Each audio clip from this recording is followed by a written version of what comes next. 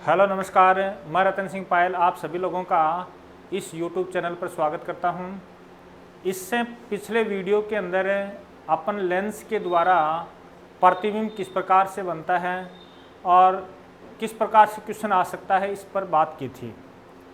आज का वीडियो उससे आगे बढ़ाते हैं और आज पहला जो टॉपिक है वो करते हैं लेंस की शक्ति। क्या बताया मैंने? लेंस की शक्ति, पावर, क्षमता एक ही चीज़ है, या इसको बोल दो पावर।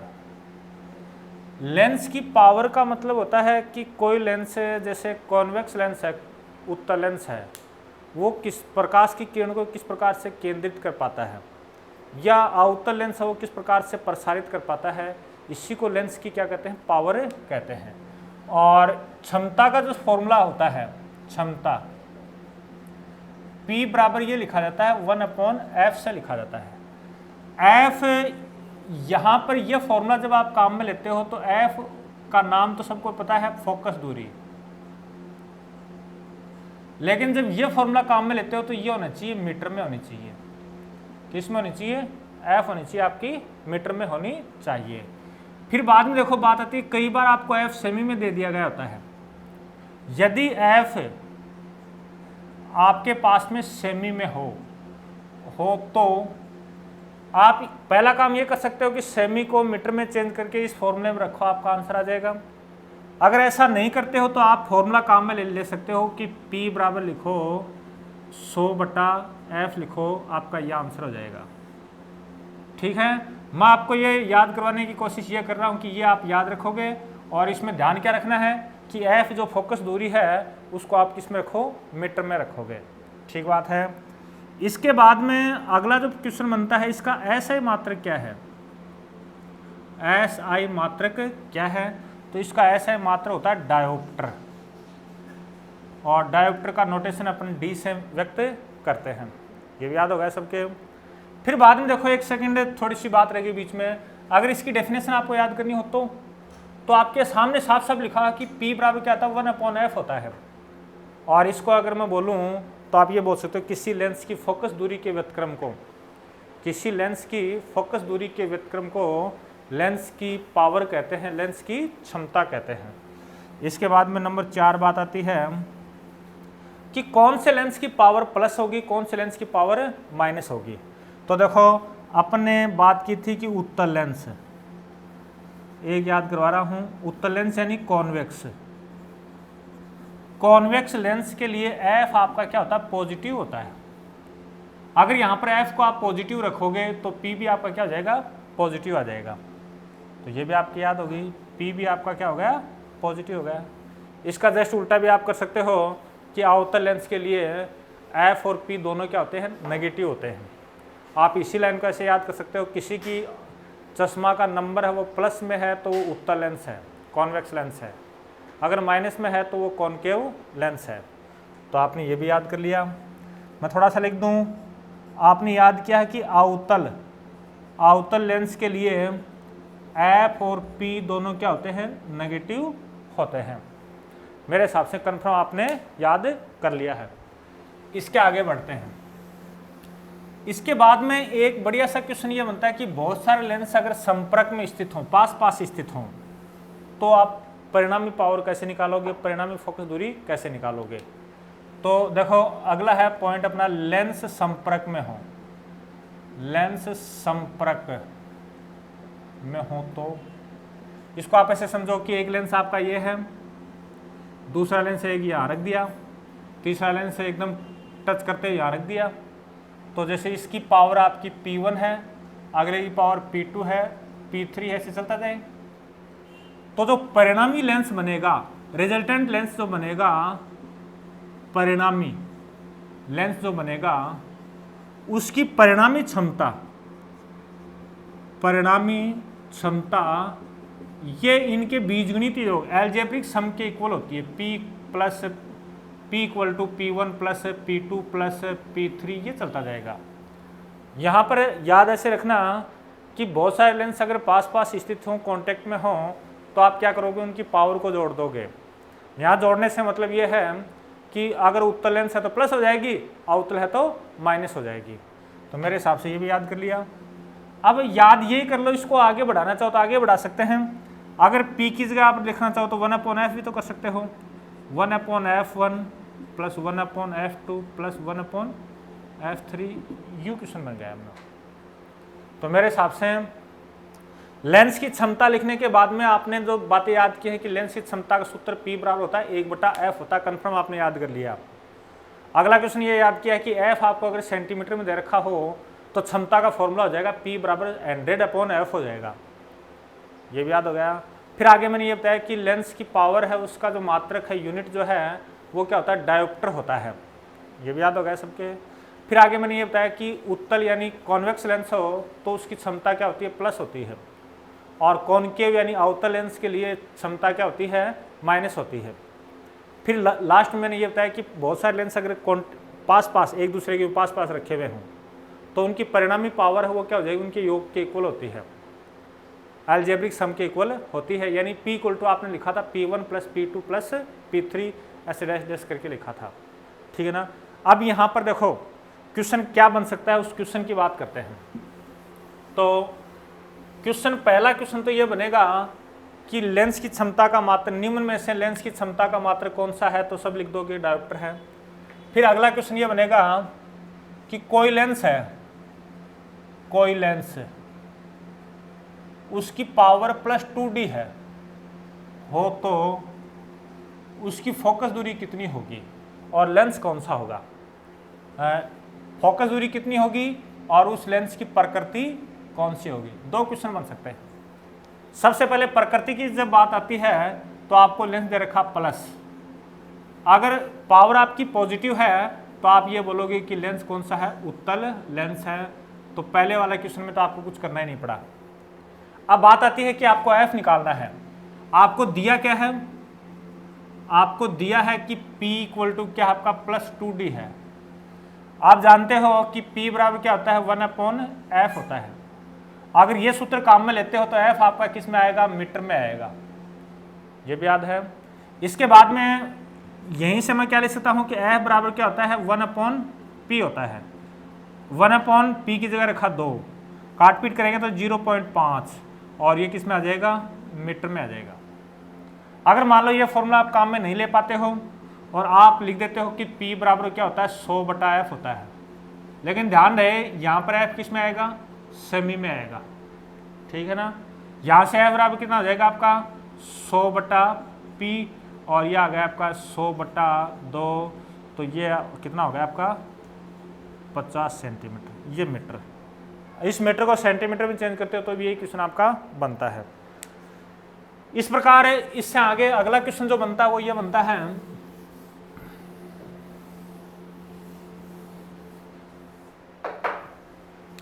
अगला क्वेश्चन बनेगा ये बनेगा कि आपके पास में 3 लेंस हैं। 3 लेंस में एक तो 2D का है, एक 4D का है, एक -3D का है, या ये माइनस मैं कर लेता हूँ, चलो 3D कर लिया, अरे ये कर देते हैं 1D। अगला आपसे क्वेश्चन पूछेगा कि परिणामी लेंस है उसका f बताओ और उसकी प्रकृति बताओ। परिणामी लेंस का आपको क्या बताना है, f बताना है और उसकी प्रकृति आपको बतानी है, ठीक है ना। तो इसका सबको मालूम मेरे हिसाब से एक ही फॉर्मूला है कि P बराबर क्या होता है, P1 plus P2 plus P3 होता है। आप लोग ये जानते हो P1 की जगह दे रखा 2, 4 और -1, फिर बाद में आप 4 2 6 -1 क्या बचेगा 5D। 5D आपका पॉजिटिव है, पॉजिटिव तो लेंस कौन सा बनेगा, परिणामी लेंस है वो कौन सा हो जाएगा, उत्तल लेंस हो जाएगा। ये भी याद हो गया, समझ आ गया। फिर अगला क्वेश्चन है, इसने आपको पूछा कि आप f निकालो, तो अपन जानते हैं P बराबर 1/f या फिर 100/f। यहाँ f किस में आ जाएगा आपका, सेमी में आ जाएगा। इसके बाद में क्या लिख सकता हूँ, f बराबर क्या होता है 100/p और ये आ जाएगा 100/p की जगह क्या दे रखा आपको 5, ये रहा 5 परिणामी लेंस के लिए। तो ये आपका कितना आ गया 20 सेंटीमीटर आ गया। तो इस प्रकार से 2-3 क्वेश्चन बनते हैं, आसान आसान क्वेश्चन बनते हैं। उम्मीद करता हूं कि आप गलत नहीं करोगे। देखो, अगर ये बातें समझ में कम आती हैं तो आप कमेंट के द्वारा बता सकते हो, और अगर कोई भी क्वेश्चन पूछोगे तो उसका आंसर आपको जरूर मिलेगा, ठीक है ना। इसके बाद आगे आता है लेंस सूत्र। लेंस सूत्र, ये जो पार्ट है ये आप एक तो टेक्निकल वाले करें तो ज़्यादा बढ़िया रहेगा, और एक ये रीट वाले और एक एसएससी वाले अगर करते हैं तो ये उनके लिए बढ़िया है। अगर आर्मी जीडी वाले करते हैं तो उनके लिए ज़्यादा उपयोगी नहीं है। अगर पढ़ते तो बहुत अच्छी बात है, लेकिन ज़्यादा उपयोगी नहीं है। तो देखो, लेंस सूत्र के अंदर पहला जो फॉर्मूला बनता है वो ये बनता है 1/f इक्वल टू क्या होता है 1/v माइनस 1/u। अगर आपके याद हो तो दर्पण के लिए क्या क्या लिखा था, 1/f इक्वल टू लिखा था 1/v प्लस 1/u, प्लस और माइनस का फर्क है। फिर बाद में दूसरा ये बनता है आवर्धन। आवर्धन मैग्निफिकेशन m इक्वल टू, मैंने पहले किसी वीडियो में बताया था, इसमें माइनस है तो यहां पर आएगा प्लस है v/u। क्या आएगा, v/u आ गया। मेरे हिसाब से आवर्धन का वैसे आपके याद है कि प्रतिबिंब की ऊंचाई क्या बताया मैंने, प्रतिबिंब तो ऊपर लिखते हैं और बिंब इसमें नीचे लिखते हैं। यही फॉर्मूला अगर आप दर्पण की जब बात करते हो तो दर्पण के लिए m बराबर लिखा था -v/u। तो दो फॉर्मूले रिवाइज कर दिए। आप तीसरा फॉर्मूला सीखोगे और ये आपका है लेंस मेकर सूत्र। लेंस मेकर सूत्र, इसमें देखो फॉर्मूला याद करो या नहीं करो, लेकिन एक दो बात मेरी जरूर याद करोगे। लेंस मेकर सूत्र आपका होता है 1/f equal to mu minus 1 और 1/r1 माइनस 1/r2। ये r1 और r2 ये क्या है, रेडियस ऑफ कर्वेचर है, या हिंदी में बोले तो ये है वक्रता त्रिज्या। वक्रता त्रिज्या है, ठीक है ना। अब मैं बोल रहा था कि इस फॉर्मूला, ये टेक्निकल वाले तो याद करेंगे बाकी लोग याद नहीं करना चाहिए, उनके लिए क्या याद करना है वो देखो। इसमें आप ये याद कर सकते हो, देखो r1 r2 के सामने f है तो आप ये बोलोगे कि r के बढ़ने पर f बढ़ेगा। यानी इसको हिंदी में अगर पूरी तरह बोलूं, अगर किसी लेंस की वक्रता त्रिज्या बढ़ा दी जाए तो उसकी फोकस दूरी भी क्या हो जाती है, बढ़ जाती है। तो ये आपका ये काम में आएगा, ठीक है ना। फिर बाद में, हाँ भाई, इसका देखो न्यूमेरिकल बनता है, इसके बारे में थोड़ी बहुत डिस्कस कर ली होगी या दोबारा कर लेंगे। इसमें ये फॉर्मूला या फिर ये फॉर्मूला अप्लाई करने के लिए आपको ध्यान एक ही बात रखनी है। नंबर 1, u आपका हमेशा नेगेटिव,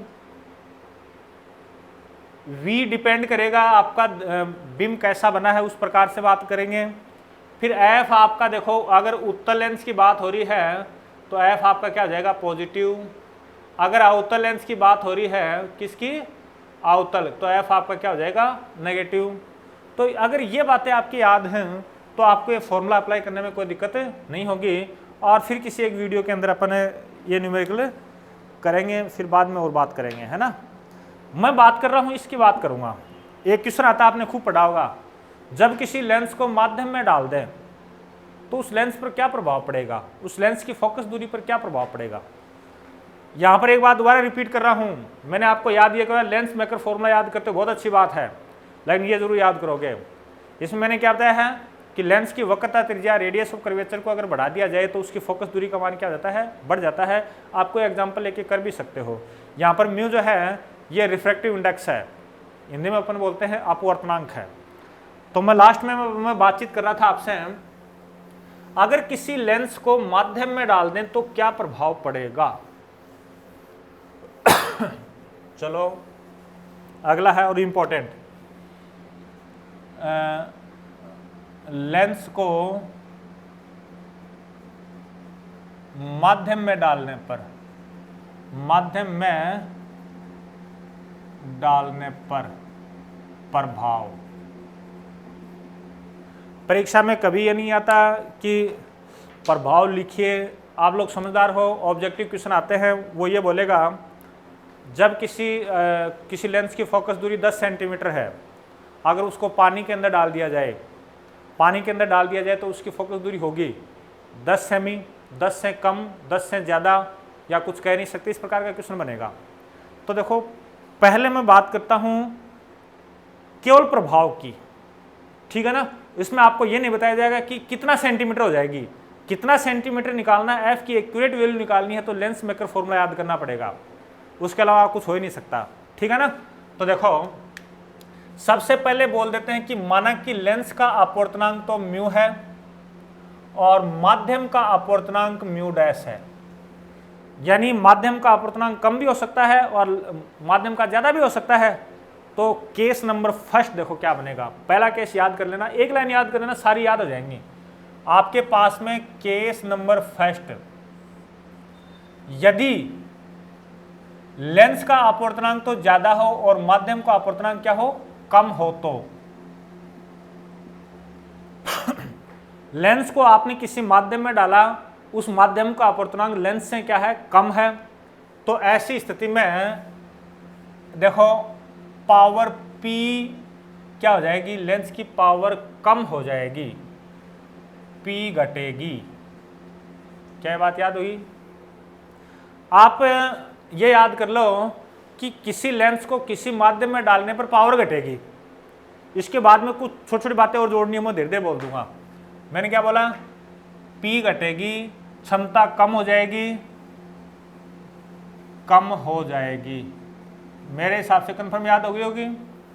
अच्छा, P कम होगी तो अपन लोग ये जानते हैं कि P का फॉर्मूला होता है 1/f, होता नहीं होता है। अगर P कम हो जाएगी तो आप बोलोगे F बढ़ेगी, यानी अगर कांच के लेंस को पानी में डाल रहे हो आप तो उसकी फोकस दूरी क्या हो जाएगी, बढ़ जाएगी। ये भी याद होगी सबके। तीसरी लाइन आपको याद करनी होती है, लेंस की प्रकृति,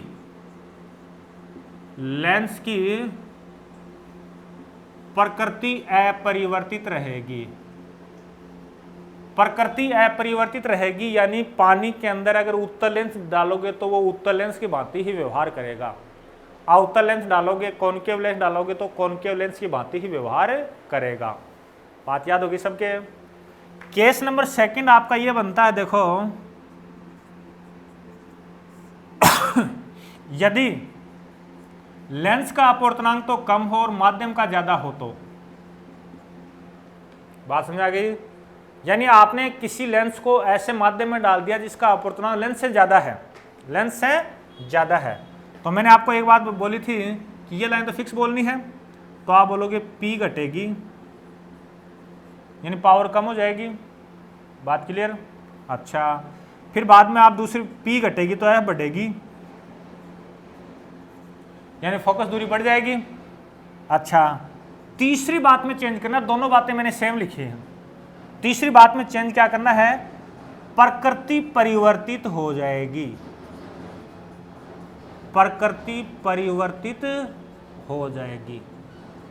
इसको आप ऐसे समझोगे, अगर लेंस इस माध्यम के अंदर, माध्यम कैसा है, लेंस से ज्यादा अपवर्तनांक वाला है, इसके अंदर अगर आप लोग लेंस को डाल दोगे तो लेंस उत्तल डालोगे तो अवतल जैसा व्यवहार करेगा और अवतल डालोगे तो उत्तल जैसा व्यवहार करेगा। यह बात ध्यान देनी है, दोनों में चेंज यहां पर जाके है। इसका एक एग्जाम्पल अपने आता है, परीक्षा में बार बार आता है, पानी में वायु का बुलबुला, पानी में वायु या हवा का बुलबुला। क्वेश्चन आता है कि पानी में हवा के बुलबुले का व्यवहार कैसा होता है। तो देखो, देखने में वायु का हवा का बुलबुला जो है वो उत्तल लेंस की तरह लगता है, लेकिन पानी में वायु के बुलबुले का व्यवहार जो है वो अवतल लेंस की भांति होता है। कौन सा लेंस बताया मैंने? अवतल लेंस की भांति होता है।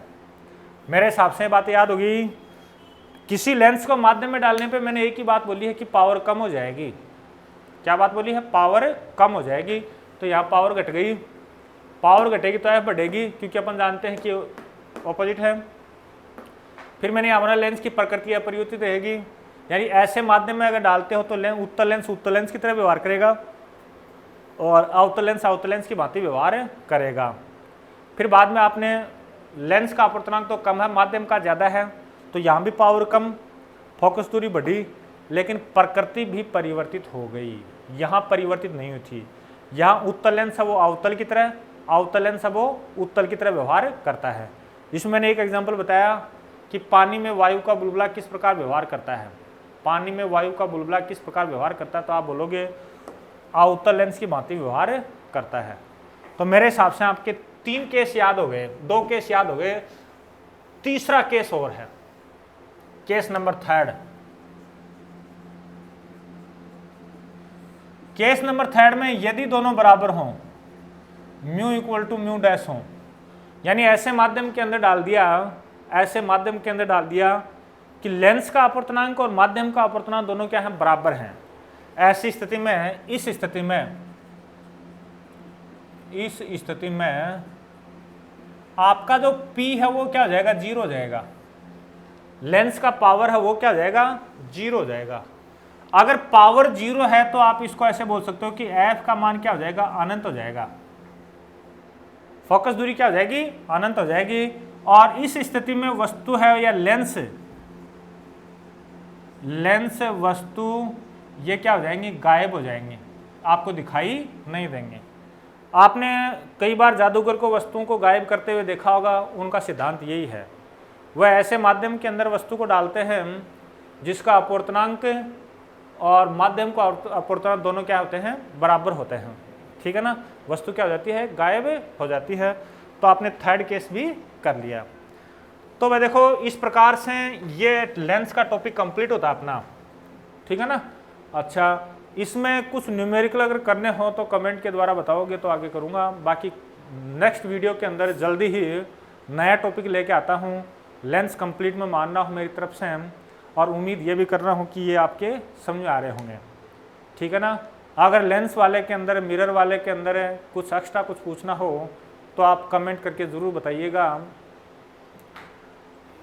या तो यूट्यूब जो चैनल है वहाँ कमेंट कर सकते हो, ये एक टेलीग्राम चैनल है अपना आर्मी क्लासेज झुंझुनू नाम से, वहाँ कमेंट कर सकते हो। कोई भी प्रॉब्लम होती है तो उसका ज़रूर आपको आंसर बताया जाएगा। थैंक यू, बहुत बहुत धन्यवाद।